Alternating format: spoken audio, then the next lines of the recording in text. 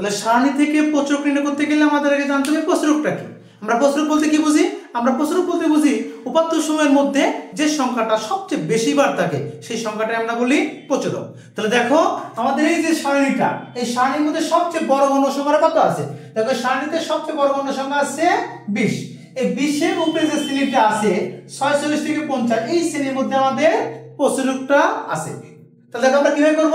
আমরা লিখব সারণীতে সর্বোচ্চ গণ্য সংখ্যা। তাহলে সারণীতে সর্বোচ্চ গণ্য সংখ্যা কত আছে আমাদের? সারণীতে সর্বোচ্চ গণ্য সংখ্যা আছে 20। সুতরাং প্রচুরক শ্রেণী, সুতরাং প্রচুরক শ্রেণী, প্রচুরক শ্রেণী। তাহলে আমাদের প্রচুরক শ্রেণী কি হচ্ছে? আমাদের সর্বোচ্চ যে গণ্য সংখ্যা। তাহলে সর্বোচ্চ গণ্য সংখ্যা কত পেয়েছি আমরা? সর্বোচ্চ গণ্য সংখ্যা পেয়েছি 20। এই 20 এর উপরে যে শ্রেণীটা আছে এটা হচ্ছে আমাদের প্রচুরক শ্রেণী। তাহলে প্রচুরক শ্রেণী কত হচ্ছে? 46 থেকে 50। তাহলে আমরা কি নির্ণয় করব? এখন আমরা প্রচুরক নির্ণয় করব। সুতরাং নির্ণয় প্রচুরক, সুতরাং নির্ণয় প্রচুরক। তাহলে প্রচুরক নির্ণয় সূত্র কি জানি আমরা? আমরা প্রচুরক নির্ণয় সূত্র কি জানি? L প্লাস F1 বাই কি হচ্ছে আমাদের দেখো তো F1 প্লাস F2 গুণন কি জানি আমরা? H। তাহলে প্রচুরক নির্ণয় সূত্র কি জানি?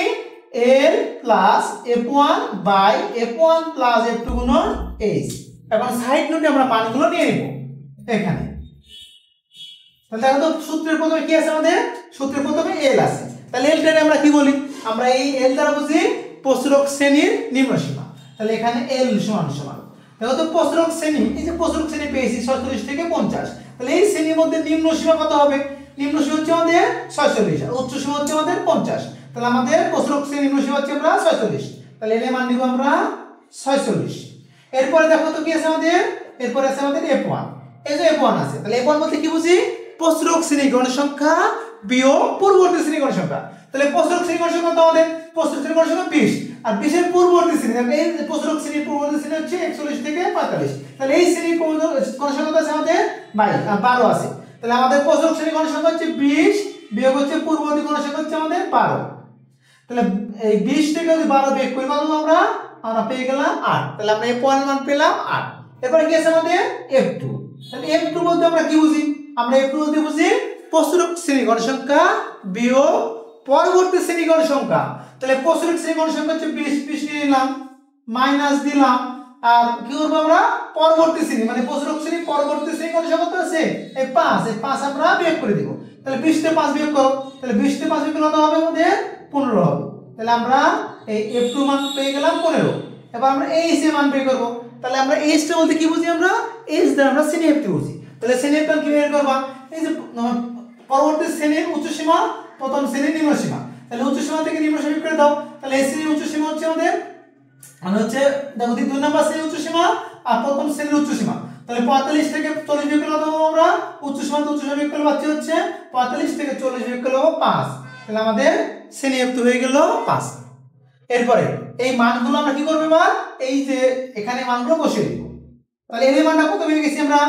এর মান পেয়েছি 46, বসিয়ে দিলাম, প্লাস তাকে F1 কত পেয়েছি আমরা? 8 পেয়েছি।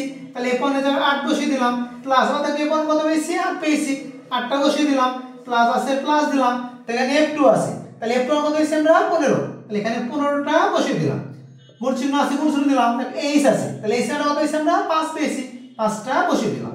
এরপর দেখো 46 আমরা যা আছে জায়গা থেকে দিলাম, প্লাস আছে প্লাস দিলাম।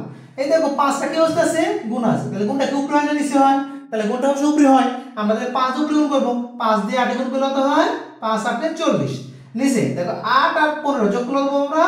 8 আর 15 যোগ করলে আমরা 23 সমান সমান। তাহলে 46 জায়গা থেকে দিলাম, প্লাস আছে প্লাস দিলাম।